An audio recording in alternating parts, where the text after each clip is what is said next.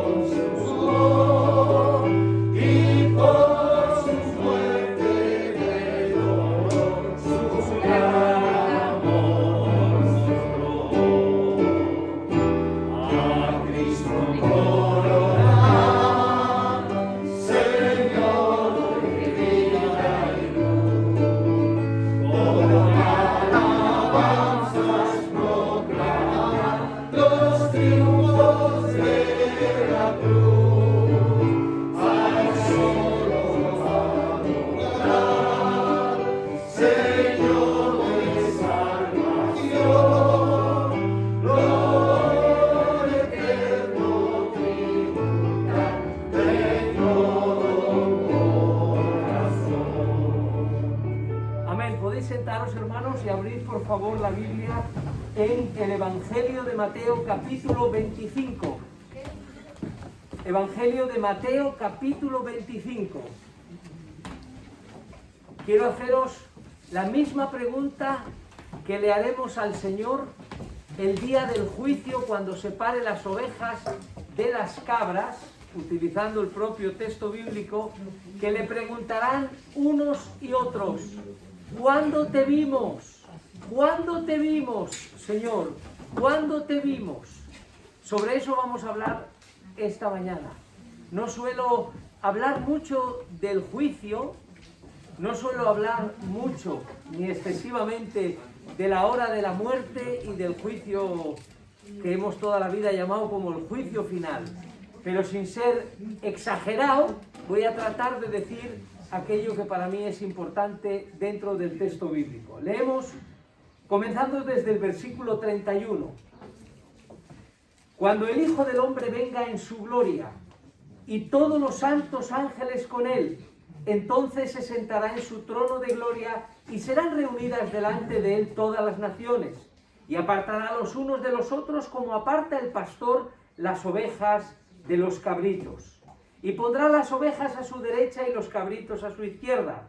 Entonces el rey dirá a los de su derecha: venid, benditos de mi Padre, heredad el reino preparado para vosotros desde la fundación del mundo, porque tuve hambre y me disteis de comer, tuve sed y me disteis de beber, fui forastero y me recogisteis, estuve desnudo y me cubristeis, enfermo y me visitasteis, en la cárcel y vinisteis a mí.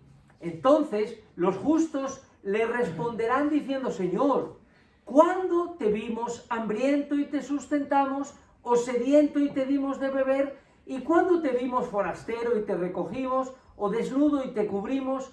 ¿O cuándo te vimos enfermo o en la cárcel y vinimos a ti?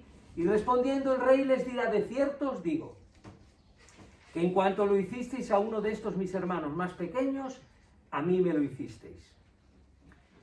Entonces dirá también a los de la izquierda: apartaos de mí, malditos, al fuego eterno, preparado para el diablo y sus ángeles, porque tuve hambre y no me disteis de comer, tuve sed y no me disteis de beber, fui forastero y no me recogisteis, estuve desnudo y no me cubristeis, enfermo y en la cárcel y no me visitasteis. Entonces también ellos le responderán diciendo: Señor, ¿Cuándo te vimos hambriento, sediento, forastero, desnudo, enfermo o en la cárcel y no te servimos? Entonces les responderá diciendo, de cierto os digo, que en cuanto no lo hicisteis a uno de estos más pequeños, tampoco a mí lo hicisteis. E irán estos al castigo eterno y los justos a la vida eterna. Hasta aquí la palabra de Dios. Un texto registrado por parte del Evangelio de Mateo, que antecede a la pasión del Señor. Si tenéis la Biblia a mano, que espero que sí, y empezáis desde el capítulo 24, os daréis cuenta que Jesús lleva hablando unos días de la destrucción del templo, de las señales del fin del mundo, de algunas señales de su venida. Habla de la higuera, esa higuera que no da fruto y que se le da una oportunidad, pero si no da fruto se quitará para poner otra que dé verdaderamente fruto. Habla del siervo prudente y del imprudente. Va hablando de muchas cosas y de pronto también les ha hablado de las vírgenes, las prudentes y las insensatas, las que estaban esperando y las que se descuidaron, Y sorprendentemente justo antes de esto habla de los talentos. No a todos se nos ha dado lo mismo, pero a todos se nos ha dado algo. Y de pronto irrumpe y empieza a hablar, el Señor Jesús empieza a hablar como si fuera un rey. No lo ha hecho nunca, pero en esta parte habla como el rey Mesías y lo ensalza. Ya en estos tiempos, tengo que aclararos que en los tiempos en que fue escrito esto, y mucho antes, 400 años antes de llegar Jesús en carne mortal a este mundo, había quienes no creían en la vida eterna. Creían que después de muerto se acababa todo. Los famosos saduceos. Aquellos que Pablo muy hábilmente, cuando está en el juicio que le van a hacer, que lo quieren matar, que se han juramentado para matarlos, cuando están delante del rey, él, al darse cuenta que hay fariseos como él, que creen en la vida eterna, y los que no, dice, se me juzga sobre la vida eterna, que era verdad, sobre que Cristo había resucitado. Y recordad el famoso texto en el que unos fueron muy simpáticos preguntándole por la moneda. ¿Es lícito pagar impuestos? Y el Señor les dijo, enseñadme la moneda. Y les contestó, al César y a Dios, a cada uno lo suyo. Pero todavía le quieren provocar más, y es una pregunta sarcástica. Un hombre murió sin descendencia, y como era la tradición judía, su hermano tenía que casarse con ella, para traer descendencia a su hermano. Hasta 7. Es una barbaridad. Vamos, o tenían una enfermedad mala que se iban muriendo uno detrás de otro, o era una enfermedad genética. La cuestión es que todos murieron, y entonces, cuando en la resurrección, ¿de quién será esta la esposa? Y el Señor les contesta, no como nosotros. Nosotros hubiéramos contestado de la primera, ¿no? Según la ley, de la primera. Pero el Señor les dice, erráis porque ignoráis las Escrituras y el poder de Dios. Porque ni se casarán, ni se darán en casamiento. Serán como los ángeles. Eso dice en Mateo capítulo 22. Erráis ignorando las Escrituras y el poder de Dios, porque en la resurrección ni se casarán, ni se darán en casamiento, sino serán como ángeles de Dios. Pero hasta el versículo 39...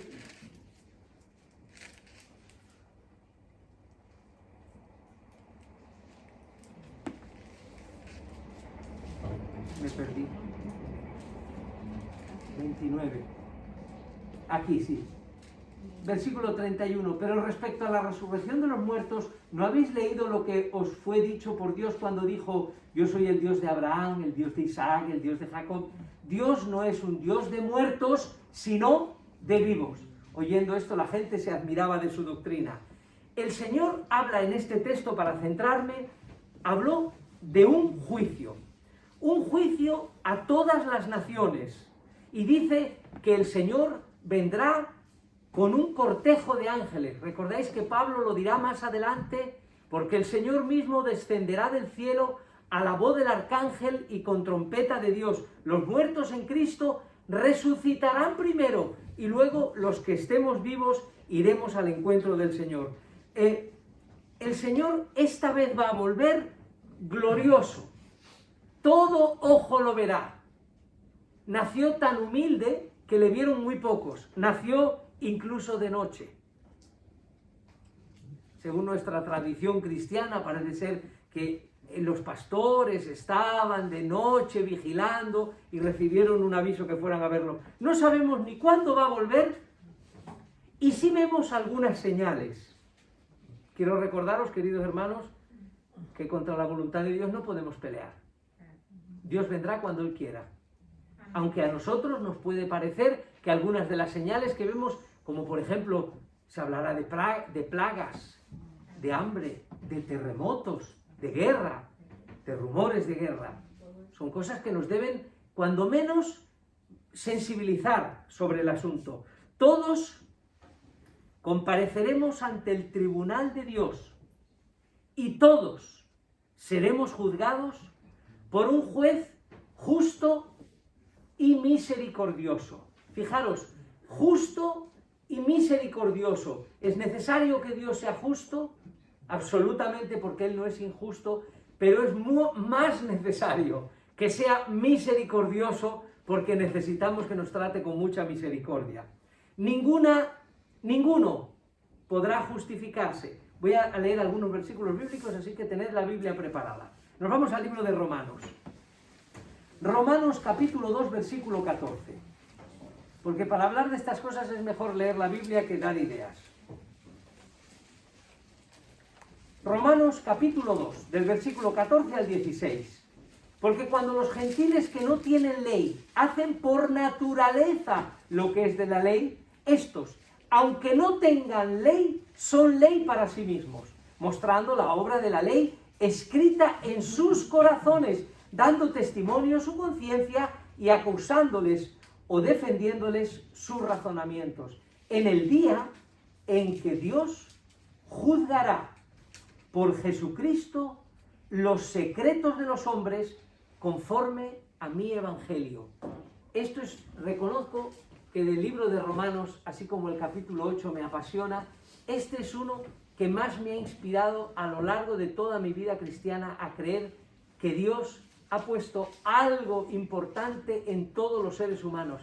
Hasta los que no crean, hasta los que se niegan a creer en la forma que entendemos nosotros que deben creer, tienen una ley natural escrita en su conciencia, que eso es un regalo de Dios, que les acusa o les defiende. Todavía leeremos uno más, Romanos capítulo 3, versículo 20. Me gusta que oigo el pasar las páginas. Eso quiere decir que oigo bien. Versículo 20. Y ya que por las obras de la ley ningún ser humano será justificado delante de él, porque por medio de la ley es el conocimiento del pecado. Pero ahora, aparte de la ley, se ha manifestado la justicia de Dios, testificada por la ley y los profetas. La justicia de Dios por medio de la fe en Jesucristo, para todos los que creen en Él. Por cuanto todos pecaron y están destituidos de la gloria de Dios, siendo justificados gratuitamente por su gracia mediante la redención que es en Cristo Jesús, a quien Dios puso como propiciación por medio de la fe en su sangre, para manifestar su justicia, a causa de haber pasado por alto en su paciencia los pecados pasados, con la mirada de manifestar en este tiempo su justicia a fin de que Él sea el justo y el que justifica al que es de la fe de Jesús. ¿Dónde pues está la jactancia? Queda excluida. ¿Por cuál ley? ¿Por la de las obras? No, sino por la ley de la fe. Concluimos pues que el hombre es justificado por fe sin las obras de la ley. ¿Es Dios solamente Dios de los judíos? ¿No es también Dios de los gentiles? Ciertamente también de los gentiles, porque Dios es uno. Y Él justificará por la fe a los de la circuncisión y por medio de la fe a los de la incircuncisión. Luego, por la fe, ¿invalidamos la ley? En ninguna manera, sino que confirmamos la ley. Reconozco que Pablo, en la carta a los romanos, es espesito y hay que leerlo varias veces y hay que entenderlo para poder regocijarse al leerlo. Ninguno podrá justificarse. Las buenas obras, y entiéndanme bien, estoy hablando en un púlpito de una iglesia evangélica. Lo aclararé mejor. No puedo engañaros. Nuestras buenas obras no nos justifican ante Dios. Parece que voy a entrar en contradicción con lo que acabo de leer. No. Tened paciencia. Pero abrid vuestras mentes. Abridlas.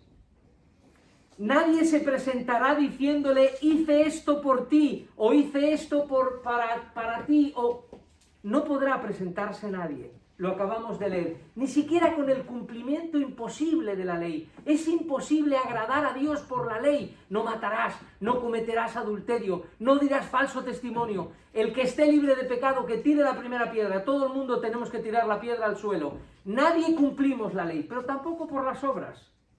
Porque por esa regla de 3 sería algo injusto. Los que más pueden hacer obras, supongamos nuestra hermana que pudiera hacer muchas buenas obras, entonces sería más buena que yo. Y yo que he nacido pobre y humilde y con muy poca condición, como puedo hacer pocas obras de ser generoso, de ser caritativo, de donar, cuando me refiero a dar. Nadie se presentará ante el Señor por sus buenas obras. No podemos inventar tampoco reglas. Bueno, pues yo lo hago así como pasa ahora, ¿no? En el mundo en el que estamos se ha transformado tanto que hace años la gente discutía por ser de esta iglesia o ser de la otra.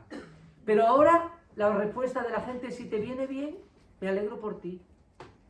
Yo pienso, yo creo, a mí me parece, y cada uno inventa dentro hasta de su propia iglesia lo que tiene y no tiene que hacer. En algunas iglesias evangélicas, en vez de cumplir las normas que se dan en la iglesia donde uno es miembro, pues uno se inventa sus propias normas. Y bien, pues bien. ¿Quién puede contradecir eso? Cada uno hace lo que le parece.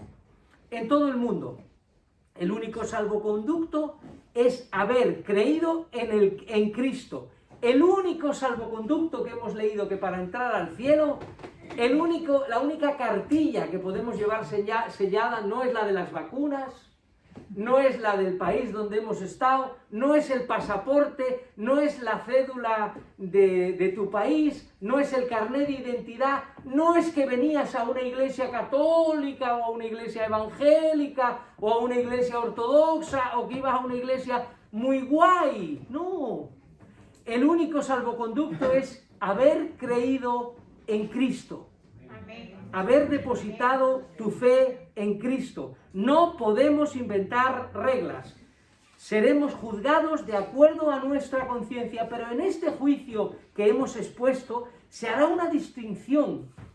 Y me ha llamado mucho la atención, diréis, pero ¿por qué el pastor esta semana nos habla de este tema y no acaba de entrar otra vez en el Sermón del Monte?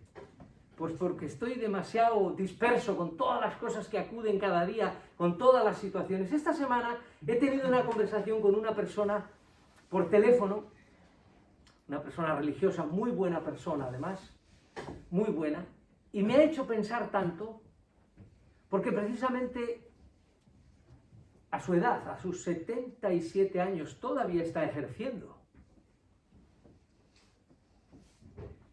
Y simplemente yo le referí este versículo y tuvimos una conversación tan especial por teléfono, que hasta oramos juntos, por teléfono,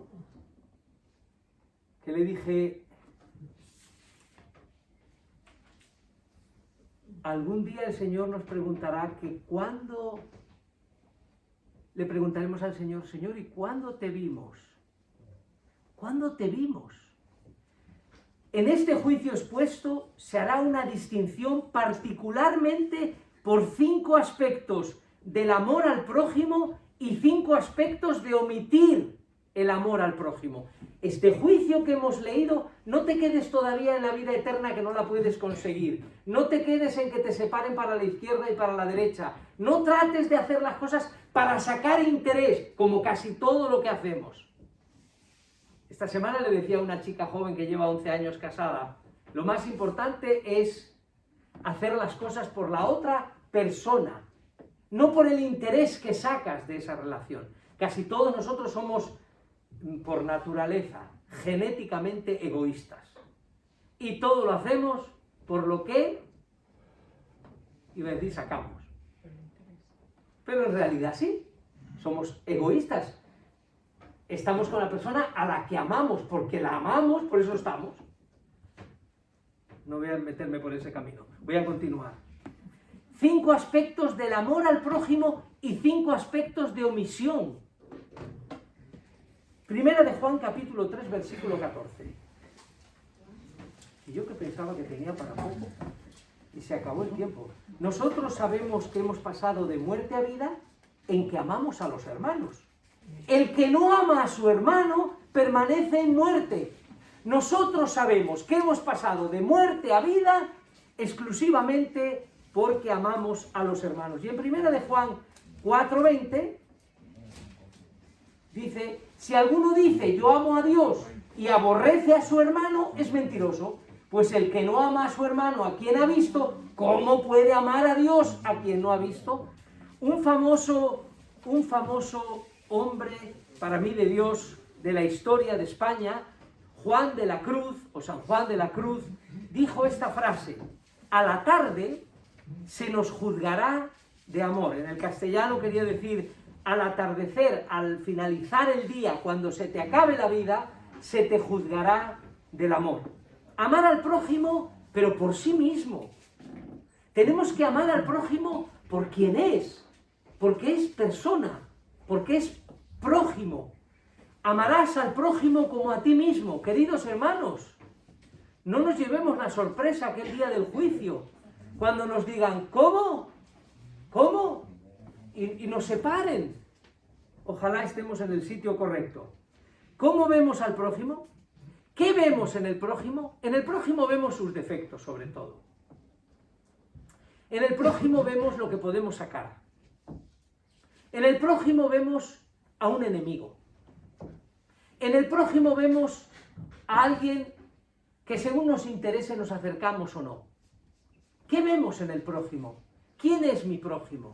El samaritano, acordaros, el que encontró a aquel hombre tirado y apaleado y que lo habían robado. ¿Quién es el prójimo? ¿Quién es tu prójimo? ¿Y qué vemos en el prójimo?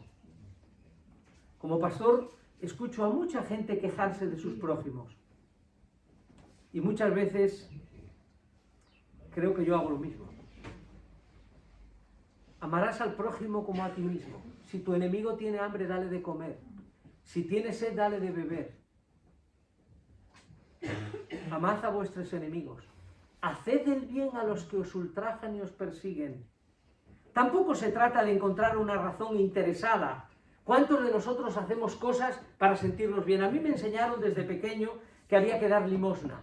Y reconozco que en el hecho de dar una limosna me hace sentir bien. Pero eso no es, ¿eh? Hacer un acto bueno no me hace bueno. Tampoco vamos buscando necesitados para sentirnos bien o tener méritos. En más de una ocasión, cuando a mí me preguntan que por qué estamos en la cárcel, siempre digo porque Dios me metió a la fuerza, yo no quería ir. Y lo vuelvo a repetir y lo diré hasta el último día. No he estado buscando cosas para hacer. Es más, preferiría que a lo mejor el Señor no nos hubiera mandado a hacer algunas cosas de las que hemos hecho, y otras le doy infinitas gracias por habernos metido en eso. Amar al prójimo por Dios no significa lo mismo que amar en Dios. Amar al prójimo por Dios no significa lo mismo que amar en Dios.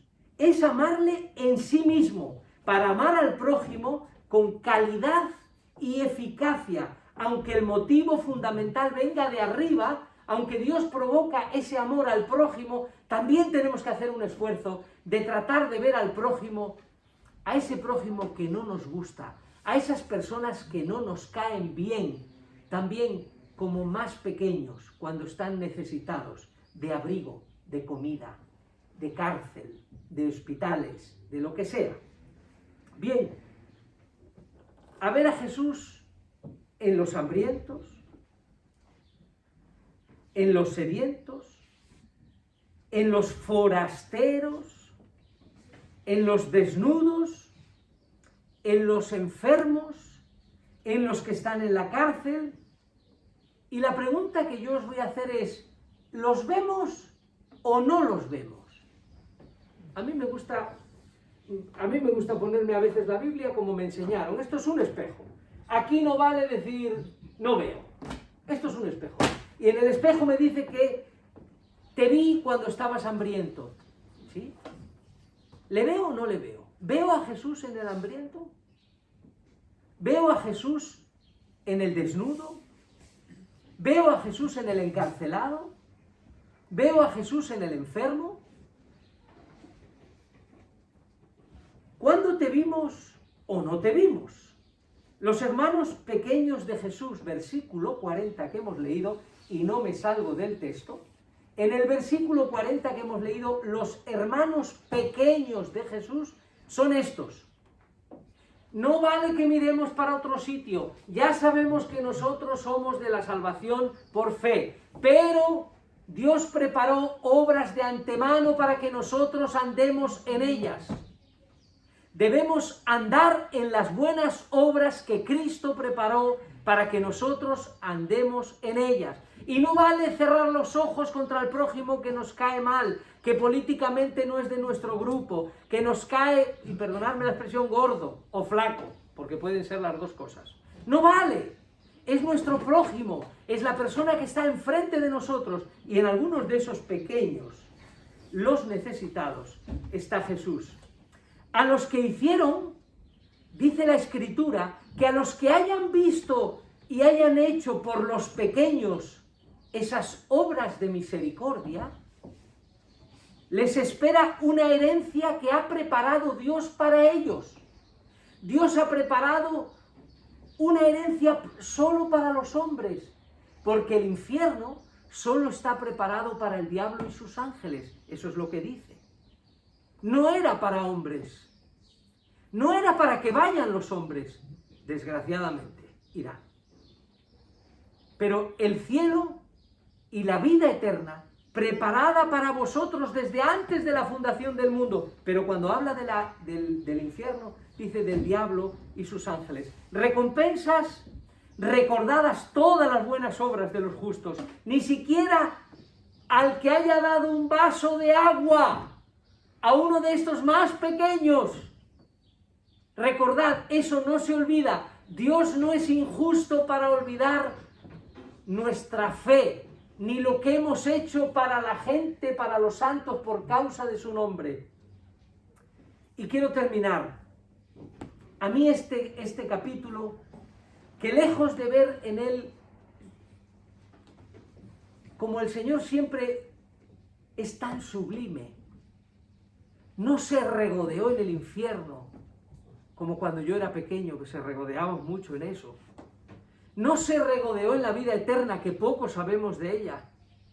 Se regodeó de una cosa: procurad ver en el prójimo a mí. Procurad verme a mí en el prójimo. En el otro estoy yo. ¿Y cómo cambiaría este mundo si empezáramos a ver a Jesús en todas partes? ¿Dónde está Dios? Me decían a mí cuando era pequeño. ¿Dónde está Dios? Y la respuesta, ¿cómo era? En todas partes. ¿No? Dios es omnipresente. Por favor, hermanos, salgamos de nuestro ego. Centrémonos un poco en el Señor. Aprendamos a hacer el bien como un estilo de vida. En un mundo como ahora, que esta pandemia vuelve a sacar cosas interesantes, muy interesantes. La riqueza tan desigualada, el egoísmo, la información. Ya sabéis que ahora te mandan mensajes y dicen, te he visto en no sé dónde, y tú vas a abrir ese sitio, que tienes miedo que te hayan visto de verdad en algún sitio, y entonces vas a abrir y resulta que es un virus que te come el ordenador, te lo come entero. Pero no es porque tengamos miedo, es que somos cotillas. En un mundo de cotillas, de cotilleo, de maledicencia, de la búsqueda del defecto del otro para reírnos, de medrar a cuenta de los defectos y de las desgracias ajenas, en ese mundo, el Señor a mí, que soy cristiano y que quiero serlo, y que un día compareceré ante un juicio y separará las ovejas de las cabras, dirá, porque tuve hambre y me disteis de comer, no justificasteis no dármelo. Tuve sed y me disteis de beber, estaba desnudo y me vestisteis, bla, bla, bla, y así sucesivamente. No por los resultados a corto plazo. Hermanos, yo lo confieso, en mi juventud he hecho muchas veces cosas por los resultados a corto plazo. La salvación, la que se conviertan, incluso esa meritocracia que tenemos en la iglesia de que yo traje, que yo dije, que yo que traje, que aporté, no por resultados a corto plazo. Encontrar a Jesús en los necesitados, en un país, en un mundo donde va a haber muchos necesitados cuando termine esta pandemia. ¡Muchos! Obras que manifiestan la misericordia de Dios. Así que recordad, viene un juicio, aunque parezca que esté lejos. Cuando Noé decía que iba a llover, en un sitio donde no llovía le miraban y decían, este está trastornado. Viene un juicio, no metamos miedo, hagamos obras de misericordia. La misericordia de Dios, de la misericordia del Señor está llena la tierra. Se diferenciarán, no olvides, los que hicieron lo bueno de los que no lo hicieron. No, pero yo no he hecho nada malo, pero no hiciste lo bueno. Yo no hice malo, esa es la excusa pobre. Yo no hice malo, pero no hiciste lo bueno tampoco. El que sabe hacer el bien y no lo hace, no ver a Jesús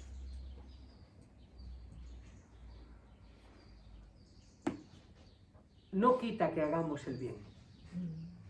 Es que no lo veo. Es que yo veo al prójimo nada más. Señor, ábreme los ojos para que vea. Ayúdame a mirar con tus ojos, quiero sentir con tu corazón. Amar al prójimo como a ti mismo es el segundo. El resumen de los mandamientos, amar a Dios y al prójimo como a ti mismo. Y por último, la omisión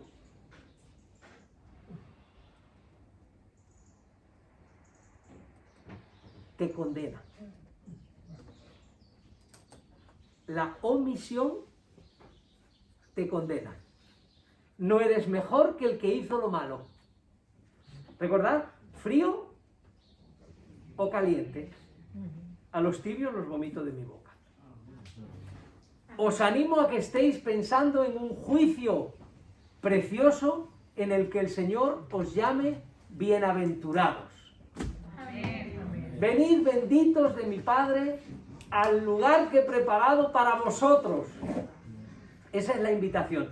Esto no es un mensaje para condenarte, esto es para ponerte las pilas. Este es para ponerse las pilas, para ponerse a tono y para decir, tengo que ver al prójimo en donde está Jesús. Cuando lo hicisteis a uno de estos, a mí me lo hicisteis. No por, sino en Jesús. Quiero bendecirte y quiero pedirle a Dios que te ayude mucho a prepararte para el juicio y esperar que te llamen bienaventurado. Señor y Padre nuestro que estás en los cielos, te alabamos y te bendecimos. Te damos gracias de todo corazón por abrirnos tu palabra y por ayudarnos a comprenderla un poquito. Señor, quisiéramos llegar al juicio, a ese juicio cuando nos llegue la hora, que a todos nos llegará, habiendo creído en ti, y que nos llames bienaventurados y benditos de mi Padre. Ayúdanos a mirar con tus ojos, ayúdanos a sentir con tu corazón, a no ser insensibles y a no pecar de omisión, sino que nuestro pecado en todo caso sea muy contrarrestado con una acción en favor de los que tú llamas hermanos más pequeños. Que tú bendigas a tu iglesia, que bendigas nuestro mundo, que seamos agentes de bendición y de paz. Que el Señor nos bendiga y nos guarde. Que el Señor Jesús haga resplandecer su rostro sobre nosotros y ponga en nosotros la paz que necesitamos. Amén. Amén. Dios os bendiga y feliz domingo. Gracias.